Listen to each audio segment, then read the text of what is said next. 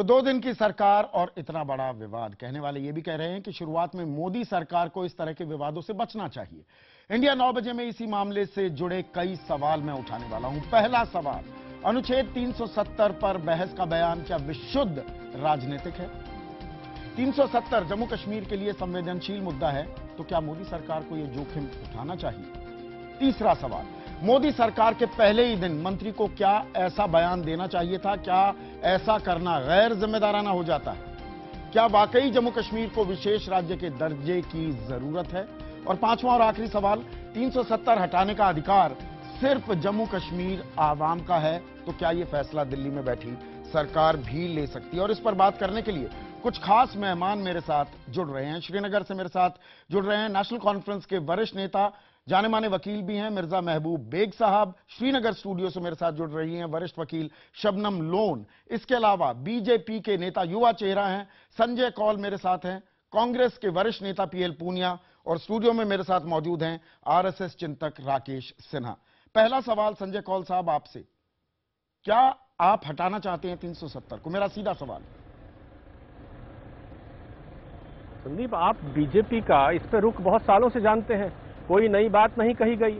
आपको मालूम है कि बीजेपी के लिए एक आर्टिकल ऑफ फेथ है, इसमें कोई ऐसी बात नहीं कही गई जो कि पहले आप जानते नहीं थे, या कि बीजेपी की मान्यता में आप के साथ आप वाकफ नहीं थे। फिर डॉक्टर जितेंद्र सिंह, नहीं मैं क्या संजय, फिर डॉक्टर जितेंद्र सिंह ये क्यों कहते हैं कि मेरा बयान तोड़ मरोड़ कर पेश किया गया, बहस होनी चाहिए? तो डटे रहिए उस बात पर कि हटना चाहिए 370। नहीं, वो इसलिए कहा गया क्योंकि उसमें यह कहा गया कि मोदी जी का नाम आया, तो उन्होंने कहा जी पीएम ने ऐसा कोई स्टेटमेंट नहीं दिया था। बस इतना क्लैरिफिकेशन है। मगर क्या बीजेपी या कोई पार्टी का कार्यकर्ता कभी कहीं पे खड़े होकर आपसे वो कह रहा है जो वो नहीं कह रहा है जो मैं कह रहा हूं? हम सबके सब वही कह रहे हैं। और हमने कहा क्या?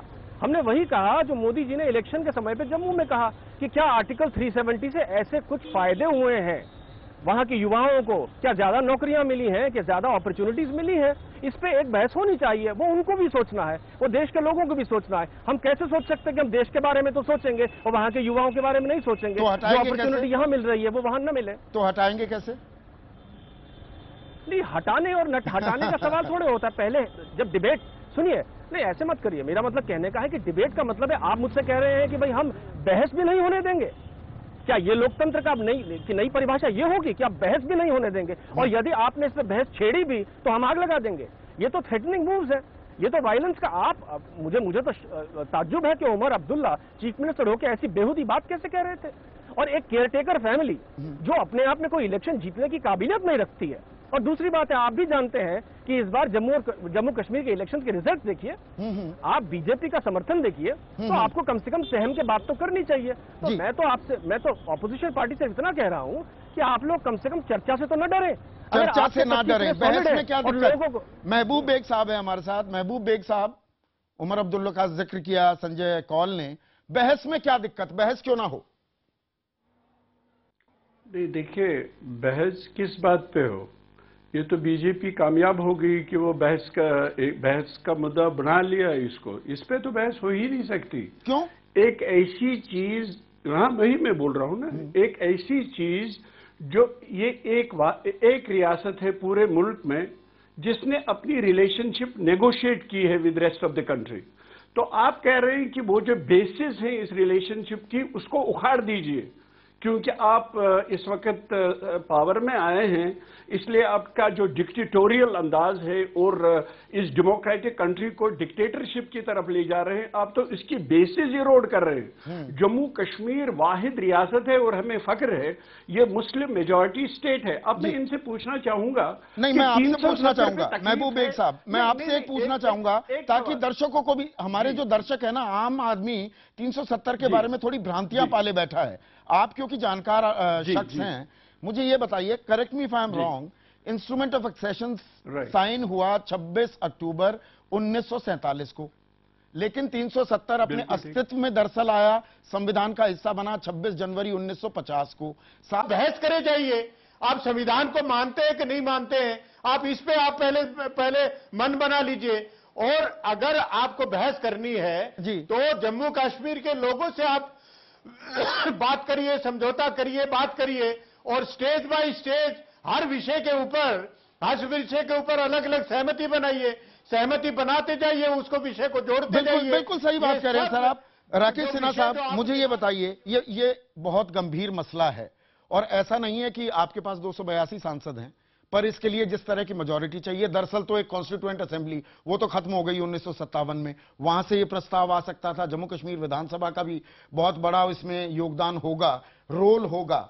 आप एक ट्रायल बलून तो नहीं फ्लोट कर रहे हैं। दरअसल आप ये संशोधन कर नहीं सकते, इसको हटा नहीं सकते, लेकिन इस बार 3 सांसद आपके आ गए। नवंबर में विधानसभा के चुनाव है, नजर वहां है आपकी। जनसंघ के 3 सांसद थे 1952 में, आज 3 आए हैं जम्मू कश्मीर से। जनसंघ के 3 सांसद थे 52 में, और श्यामा प्रसाद मुखर्जी ने अपने जीवन का बलिदान दिया था। स्वतंत्र भारत में पहला शहादत श्यामा प्रसाद मुखर्जी ने दिया। चलिए वो एक अलग बात है। आपने जिस गंभीरता से इस बहस को शुरू की, मुझे खुशी है। जिस प्रकार के गंभीर प्रश्नों को पूछा, आप स्वयं बता दें क्या उसका उत्तर मिला, क्या आप संतुष्ट हैं? एक महत्वपूर्ण बात मैं 2-3 पॉइंट में बोलूंगा। जो पहली बात कि जम्मू कश्मीर का जो एक्सेशन हुआ, अन्य प्रिंसली स्टेट की तरह ही एक्सेशन हुआ। बिल्कुल, बाकी जो 562 का था वही जैसे हुआ वैसे हुआ, चाहे वो संचार की बात हो, विदेश मामले हो, चाहे वित्त मामले हो, रक्षा मामले हो या वित्त मामले हो, सबको दिया गया था वो हक, उन्होंने छोड़ दिया। वो कोई प्री कंडीशन नहीं था जी। 370 एक प्रोसीड्यूरल मैकेनिज्म था कि केंद्र के कानून कैसे जम्मू कश्मीर में लागू हो, तो 370 101 ब्रिज की तरह काम कर रहा था। और वह कहा गया ये टेम्पोररी मेजर है। और क्यों है? मौलाना हसरत मोहनी संविधान सभा में विरोध किया इसका कि क्यों आप स्पेशल प्रिविलेज दे रहे हैं जम्मू कश्मीर को। तो इस पर गोपाल स्वामी अयंगर थे, मिनिस्टर थे, उनको जम्मू कश्मीर का प्रभार था। उन्होंने कहा देखिए जम्मू कश्मीर में एक अनयूजुअल एंड एबनॉर्मल असामान्य परिस्थिति है। क्यों? तो 2 कारण बताए। एक तो रिबेल्स हैं, दूसरा शत्रु देश पाकिस्तान का वहां प्रभाव है। उसको हटाने के लिए जम्मू कश्मीर में भी सिचुएशन राइट नहीं है, अभी पका हुआ नहीं है फुल इंटीग्रेशन के लिए। अब हो गया है, इसलिए वक्त आ गया, इसलिए हम इसको रख रहे हैं। और ये टेम्पोररी मेजर अपने आप समाप्त हो जाएगा, होपफुली समाप्त हो तो जाएगा। माकूल माहौल हो गया। लेकिन दुर्भाग्य में देखिए, आज जम्मू कश्मीर के दोनों नेताओं का जो बयान है कि आइदर 370 और जम्मू एंड कश्मीर, वो अपना संविधान, क्योंकि आपने उनसे राब्ता कायम नहीं किया। संदीप जी, सहमति तो बनाइए ना। मेरी बात सुन लीजिए। वो कम से कम जम्मू कश्मीर का अपना संविधान ही तो पढ़ लें। उसके सेक्शन 3 में साफ लिखा हुआ है Jammu Kashmir is integral part of India. और यह भी लिखा हुआ है उसके सेक्शन 147। मेरी बात सुन लीजिए पुनिया साहब, मैंने हस्तक्षेप नहीं किया। आप देश की एकता अखंडता पर क्यों चिन्ह मिलाते हैं? सेक्शन 147 में साफ लिखा हुआ है कि जम्मू कश्मीर की विधानसभा सेक्शन 3 का अमेंडमेंट नहीं कर सकती है। तो ये तो बात साफ है। नहीं, मेरा सवाल ये है, ये गंभीर मसला है और मैं इसमें तू मैं नहीं चाहता हूं। राकेश जी, मुझे ये बताइए कि अगर फर्ज कीजिए आप बहस करना चाहते हैं, उसके लिए जमीन तैयार करेंगे? क्या आपने भरोसे में लिया एनसी को?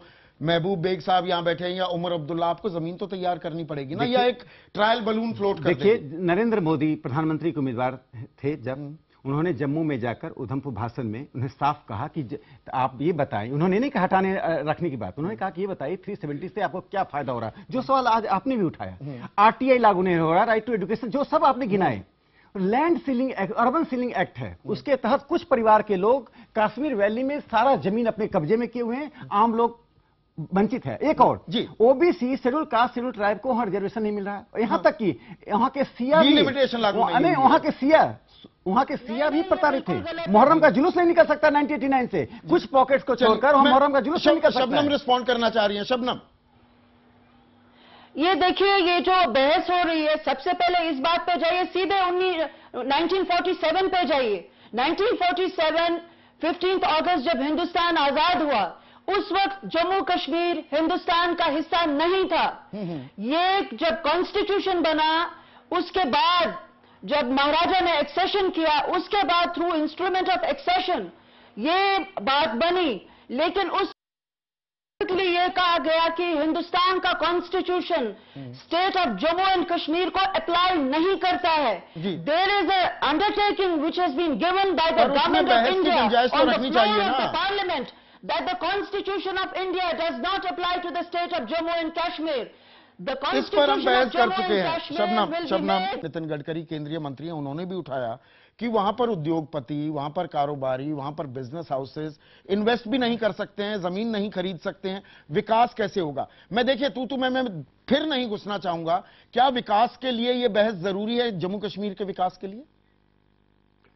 देखिए, फिर आप कंफ्यूज कर रहे हैं पूरे मुल्क को। आर्टिकल 370 और ये जो बातें आपने उठाई इनका कोई ताल्लुक नहीं है। उसका ताल्लुक स्टेट सब्जेक्ट स्टेटस से है, जो आज की बात नहीं है। जो महाराजा हरि सिंह ने पंडितों और जम्मू के लोगों के डिमांड पे पंजाबी मुसलमानों की डोमिनेशन से इसको बचाने के लिए स्टेट सब्जेक्ट स्टेटस दिया था, उसका इसके साथ प्लीज मत जोड़िए। उसका इसके साथ कोई ताल्लुक नहीं है। अगर खुदा न खास्ता बीजेपी अपनी इस ख्वाहिश में उनकी ये ख्वाहिश पूरी भी होगी, जो नहीं हो सकती है, क्योंकि जम्मू कश्मीर लेजिस्लेटिव असेंबली यहाँ के इलेक्टेड जो मेंबर्स हैं तीनों रीजन के, जम्मू कश्मीर और लद्दाख के, जहां तक वो जब वो डिसाइड नहीं करते हैं, बल्कि उन्होंने यूनानिमसली एक रेजोल्यूशन पास किया था, उसकी कदर कर लीजिए। जम्मू कश्मीर और लद्दाख 2/3 मेजॉरिटी ने एक रेजोल्यूशन पास किया था, जो इस देश के यहाँ के रहने वाले हैं, रियासत जम्मू कश्मीर। उन्होंने कहा था कि जम्मू कश्मीर की जो स्पेशल पोजीशन जो इरोड हुई है, जिसको हम ऑटोनॉमी बोलते हैं, उसको रेस्टोर करें। मतलब बहस की गुंजाइश नहीं है, चर्चा की गुंजाइश नहीं है, आप ये कह रहे हैं? बिल्कुल नहीं है। आप रिलेशनशिप को तोड़ रहे हैं अनविटिंगली, आप समझ नहीं रहे हैं आप कर क्या रहे हैं। संजय 15 सेकंड का रिस्पॉन्स चाहूंगा। कह रहे हैं बहस की गुंजाइश नहीं, तो क्या यहां पर एक डेड एंड है? जी नहीं, डेड एंड नहीं है। एक आदमी अपने आप तय करता है डेड एंड है। ये बेसिकली लोकतांत्रिक मॉड्यूल से बाहर ऑपरेट कर रहे हैं, बल्कि एक फंडामेंटलिस्ट व्यू है कि या तो मेरा व्यू है या कोई व्यू ही नहीं है, या ये कह रहे हैं कि इस पर चर्चा नहीं हो सकती, मैंने तय कर लिया है। मुझे लगता है कि ये अतीत के परिप्रेक्ष्य में हर चीज को नहीं देखा जा सकता है। कानून लोगों के लिए बनता है, लोग कानून के लिए नहीं बनते हैं। जैसे लोग आगे जाते हैं, कश्मीर के लोग मेरा यही मानना है कि चर्चा से वही लोग भागते हैं जिनको लगता है कि चर्चा करने से देश 370 की वास्तविकता को जान जाएगा, और जान जाएगा तो इनके विपक्ष में मत बनेगा और इन्हें लाचारी 370 पर अपना स्टैंड बदलना पड़ेगा, इसलिए ये चर्चा से डरते हैं। राकेश सिन्हा साहब, संजय कौल साहब, मिर्जा महबूब बेग साहब, शबनम लोन जी, पीएल पूनिया साहब, बड़ा ही गंभीर विषय है और मैं चाहता था कि चर्चा करूं, हमारी मजबूरी है, मुझे ब्रेक लेना होगा, आपने वक्त निकाला, आप सभी का बहुत बहुत शुक्रिया।